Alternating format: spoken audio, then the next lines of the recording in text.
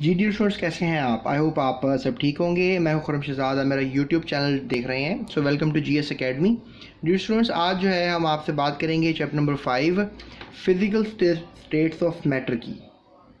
Students, इसमें मौजूद तमाम टेस्ट योर सेल्फ को जो है या सेल्फ असेसमेंट एक्सरसाइज को जो है जो हल किया जाएगा। स्टूडेंट्स, पहला सवाल जो है वो ये किया जा रहा है 5.1 सेल्फ असेसमेंट में। A student obtained following data in an experiment at 20 degree. एक स्टूडेंट ने एक्सपेरिमेंट किया और उसने ये डाटा हासिल किया 20 डिग्री टेम्परेचर पर। याद रखिएगा, जब भी हम बॉयल्स लॉ और चार्ल्स लॉ वगैरह को स्टडी कर रहे होते हैं तो उसमें टेम्परेचर बहुत ज़रूरी होता है। तो ये प्रेशर है स्टूडेंट्स, और ये वॉल्यूम है, और फिर ये प्रेशर है, और फिर ये वॉल्यूम है। अब प्रेशर देख सकते हैं आपके लगातार इंक्रीज़ किया जा रहा है, और वॉल्यूम लगातार आप देख सकते हैं कि डिक्रीज़ हो रहा है। जब 0.3 प्रेशर था तो 0.7 वॉल्यूम था डीएम क्यूब में, 0.5 प्रेशर था तो 0.4 वॉल्यूम हो गया, 0.7 प्रेशर था तो फिर 0.3। यानी जैसे जैसे प्रेशर आप इंक्रीज़ कर रहे हो वैसे वैसे आप देखो 0.4, 0.3, 0.2 वॉल्यूम कम होता जा रहा है। 0.9 प्रेशर पर आए हो और इंक्रीज़ हो गया है तो 1.2 पर आ गए हो। तो ये इस डाटे से एक बात तो साबित हो रही है कि आप जब प्रेशर को बढ़ा रहे हो तो वॉल्यूम कम हो रहा है। तो प्रेशर का बढ़ जाना, वॉल्यूम का कम हो जाना, ये बॉयल्स लॉ ने अपने लॉ के अंदर हमें एक्सप्लेन किया है। बहरहाल यहाँ पे हमने ये एक्सप्लेन करना है, explain pressure volume relationship using the data and Boyle's law. हमने यही बात हमने एक्सप्लेन करनी है कि प्रेशर का और वॉल्यूम का क्या रिलेशन है इस डाटे में, और इसके अलावा बॉयल्स लॉ क्या है। सो स्टूडेंट्स, अब इसमें हम जो है वो सोल्यूशन की तरफ चलते हैं। According to the Boyle's law हमें पता है कि प्रेशर और वॉल्यूम जो है वो हमेशा कांस्टेंट होते हैं। अगर हमें जो डाटा नज़र आ रहा है इस वक्त थोड़ा सा आपको, तो इसमें आप देख सकते हो कि अगर आपके पास ये प्रेशर है और ये वॉल्यूम है तो उसका आंसर 0.248 आ रहा है। और जैसे जैसे आप प्रेशर और वॉल्यूम के रिलेशनशिप की बात करोगे तो मैं हमेशा आपको यही रिलेशनशिप बताऊंगा कि इसके साथ जो कांस्टेंट वैल्यू है वो हमेशा सेम आएगी। लिहाजा कोई भी वैल्यू हो प्रेशर की और वॉल्यूम उसी के हिसाब से अगर डील किया जा रहा है तो हमेशा कांस्टेंट वैल्यू आपके पास आएगी अकॉर्डिंग टू द डाटा। सो लिहाजा हम यहाँ से एक बात कैलकुलेट कर सकते हैं कि result agrees with the pressure volume relationship according to the Boyle's law. So ये है हमारा पहला पार्ट। अब चलते हैं दूसरे पार्ट की तरफ। स्टूडेंट्स, अगर हम दूसरे पार्ट की बात करें तो they are asking a question, ammonia gas is used as a refrigerant. जिस तरह आपको पता है कि आपके फ्रिज के पीछे कुछ तारें से लगी हुई हैं, पाइप से लगी हुई हैं, उनके अंदर कोई गैस होती है, उस गैस को रेफ्रिजरेंट गैस कहते हैं।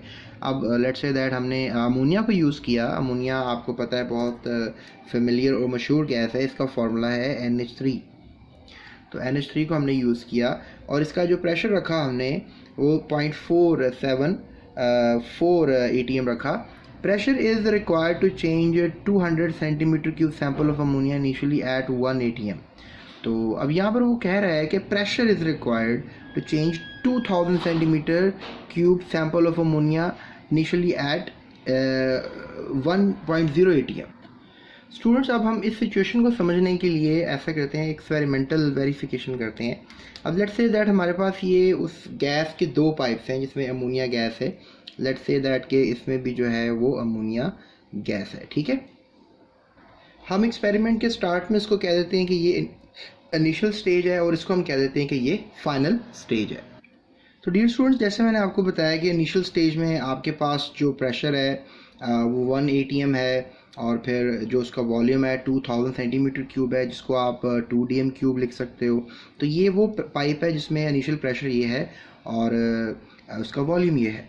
तो वो कह रहे हैं कि जब इसको हमने रेफ्रिजरेंट के तौर पे यूज़ करना है तो बेसिकली उसका प्रेशर ये होना चाहिए 0.4, यानी प्रेशर क्या हो गया, कम हो गया। आप खुद सोचें कि अगर 1 ATM प्रेशर था तो ये वॉल्यूम था, तो प्रेशर कम होने से वॉल्यूम इंक्रीज़ कर जाता है। यानी ये 2 DM क्यूब था तो ये 4 DM क्यूब या 4.2 DM क्यूब जो है वॉल्यूम हो गया, यानी कि प्रेशर के कम हो जाने से वॉल्यूम इंक्रीज़ कर गया। अब हमने बस ये देखना है कि क्या ये जो सिचुएशन है बॉयल्स लॉ सेटिस्फाई करती भी है कि नहीं। यानी जो इसका हमारे पास प्रोडक्ट होगा, as we know the Boyle's law states P1V1 is equals to P2V2 if you remember.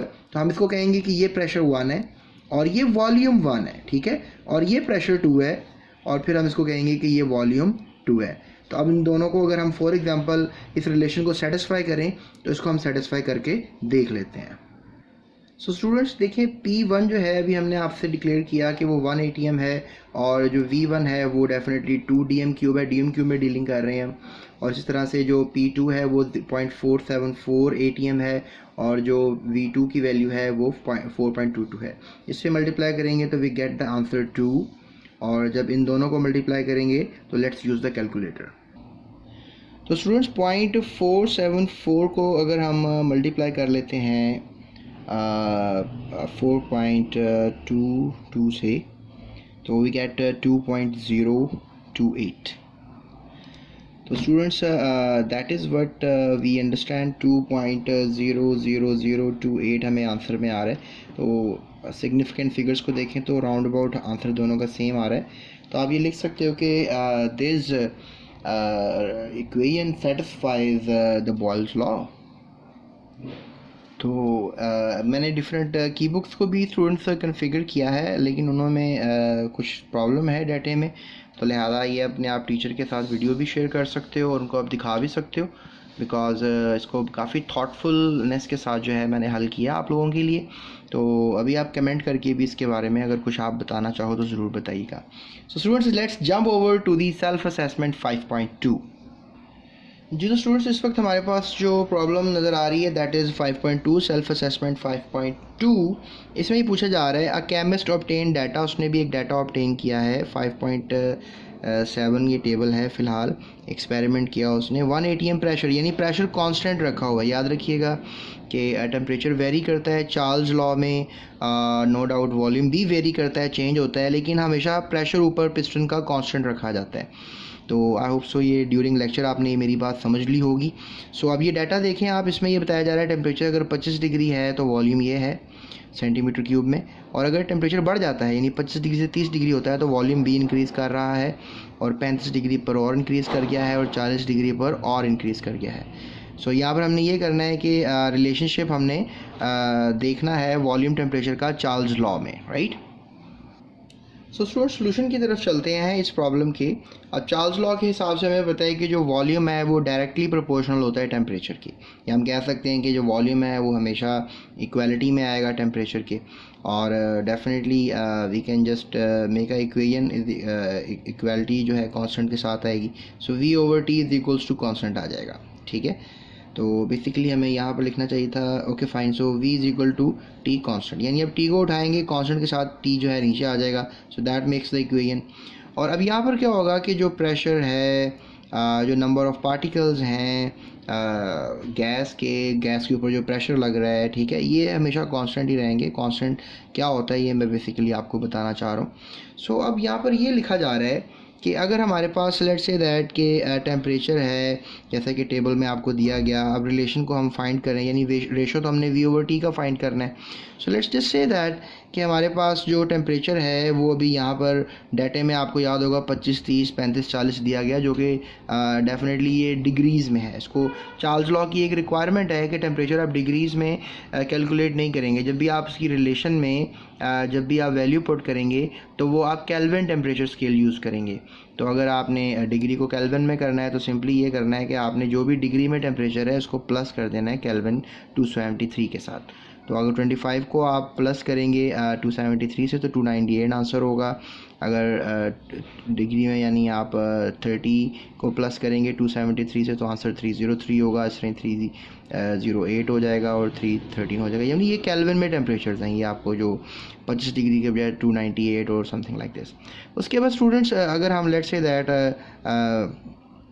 Volume को देखें तो आपको याद होगा ये वॉल्यूम था, ठीक है, और इनका आप रेशो निकालें, यानी इस वैल्यू को इसके साथ डिवाइड कर दें। वॉल्यूम हम ऊपर लिखेंगे 117.5 ऊपर लिखा जाएगा और टेम्परेचर T नीचे लिखा जाएगा, तो हमारे पास ये आंसर आएगा। उसको हम चेक कर लेते हैं। सो 117.5 divide by 298, so that is 0.394। तो स्टूडेंट्स इन सब के रेशो लेने से हमें पता लग रहा है, लुक एट दैट, ये मैंने लिया हुआ है 119.4 डिवाइड बाई 303, तो 119.4 डिवाइड बाई 303, तो इसका आंसर आ रहा है 0.394, राइट। और आप देख सकते हो 0.394 आंसर आ रहा है। इसका भी अभी आप कैलकुलेटर से करके देख लो। सो ये हमारे पास रिलेशन आ गया। सो हम यहाँ पर एक बात कह सकते हैं कि जो कैलकुलेट किया तो हमें पता लगा सबका जो आंसर है वो सेम आ रहा है। तो ये जो डाटा है ये चार्ल्स लॉ को सेटिस्फाई करता है। तो आप ये कमेंट लिख सकते हो, thus the calculated v/t ratio satisfy the Charles law.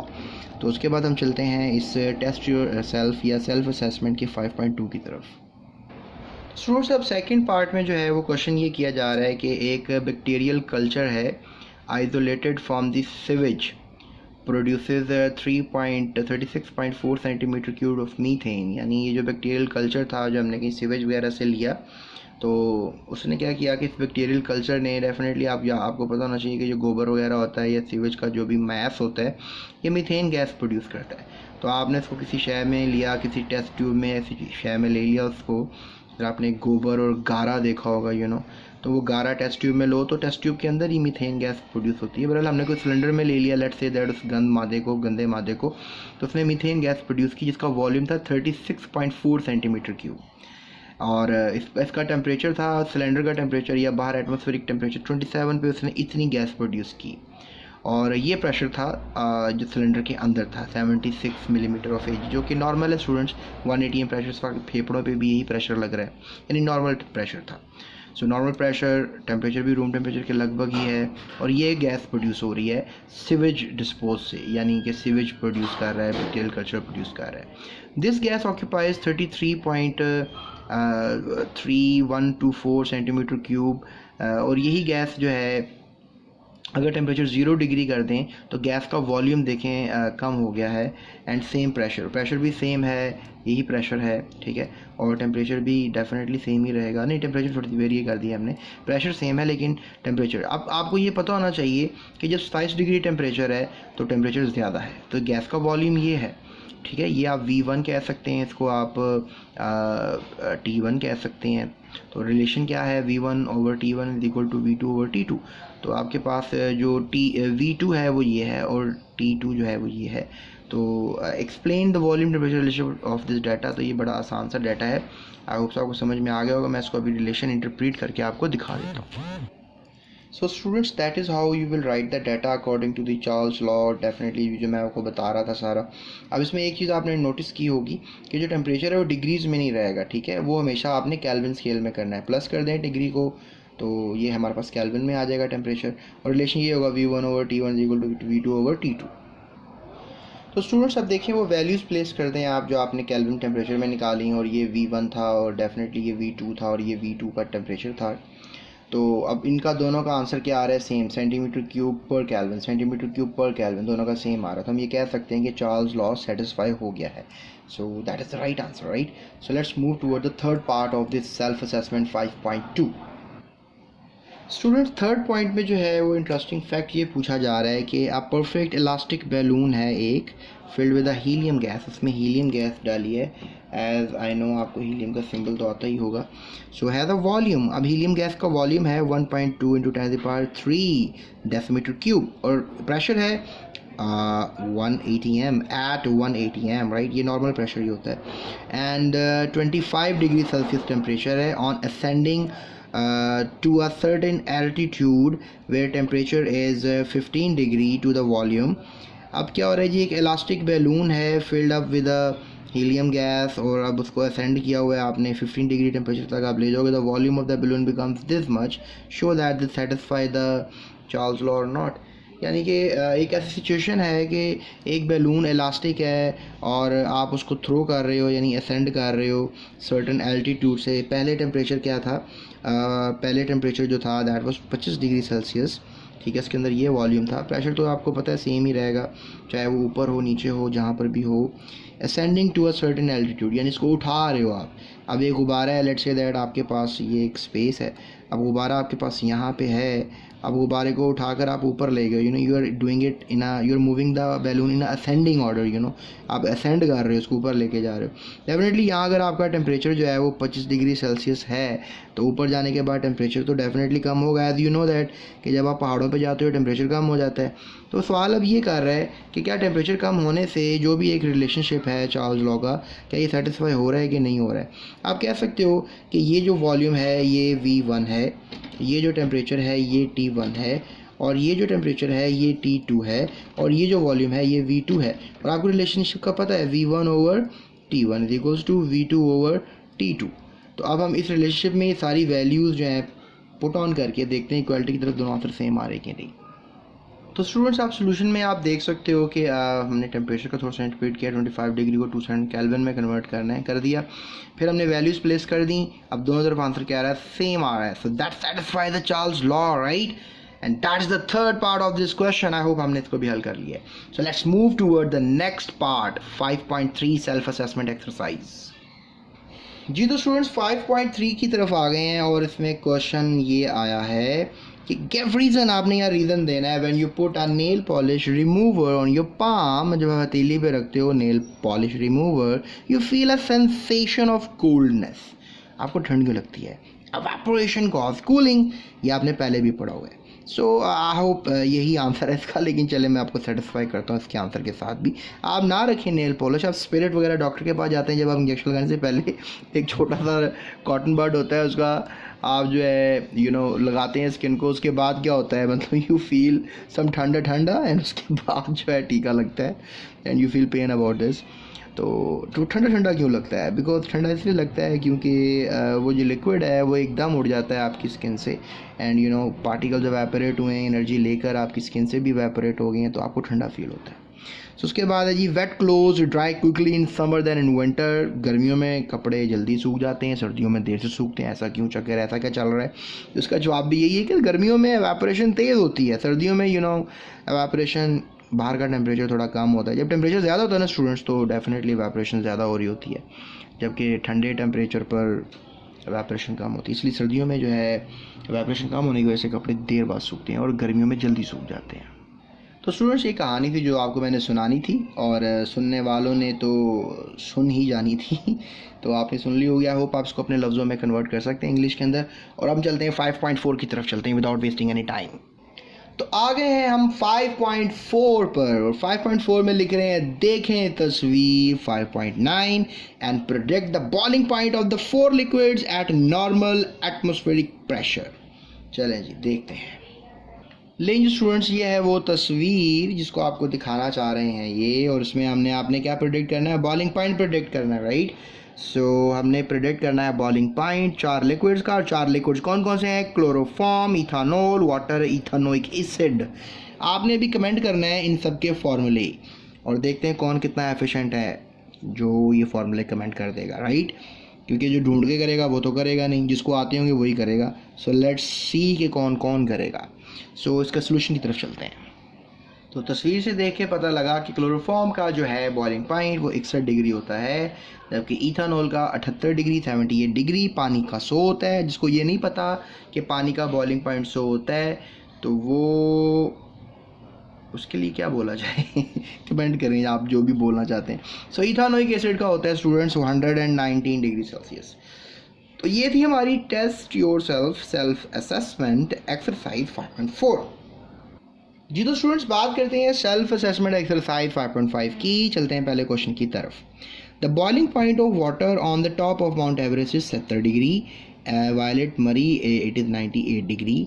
तो ये क्या चक्कर है भाई, माउंट एवरेस्ट पे बॉइलिंग पॉइंट 100 डिग्री क्यों नहीं है, 70 डिग्री क्यों है, और मरी पे जो है वो 98 डिग्री क्यों है। तो इसका जवाब है बड़ा सा सिंपल, क्योंकि माउंट एवरेस्ट की ऊंचाई बहुत ज़्यादा है, it is something like 1200 metres above from the sea level. तो वहाँ पे प्रेशर बहुत कम हो जाता है एटमॉस्फेयर का, दैट्स वाई 70 डिग्री पे बॉयल कर जाता है पानी। क्योंकि बॉइलिंग पॉइंट के लिए एटमॉस्फेरिक प्रेशर का होना बहुत ज़रूरी है, अगर वो कम होगा तो लिक्विड जल्दी बॉयल कर जाएगा। याद रखिएगा 1 atm प्रेशर पड़ रहा होता है समंदर की सतह पर पानी की सरफेस के ऊपर, तो 1 atm प्रेशर के ऊपर तो पानी 100 डिग्री पे बॉयल करता है। लेकिन अगर 1 atm से प्रेशर आप कम कर दोगे तो डेफिनेटली कम प्रेशर पर जो है पानी जल्दी बॉयल कर जाता है। तो आप कह लो कि माउंट एवरेस्ट पर प्रेशर कम होता है, और मरी पे 98 डिग्री पर आपको नज़र आ रहा है कि बॉयल हो रहा है पानी। तो इसका भी यही वजह है कि 1 atm से प्रेशर कम हो जाता है। मरी भी हिली साइड पर आता है ऊपर, आप देखा होगा, कभी गए होंगे मरी, अगर नहीं गए तो ज़रूर जाइएगा। काफ़ी हिली एरिया है, यानी it is on the upper side of the country, और नॉर्दर्न एरियाज़ में आता है मरी।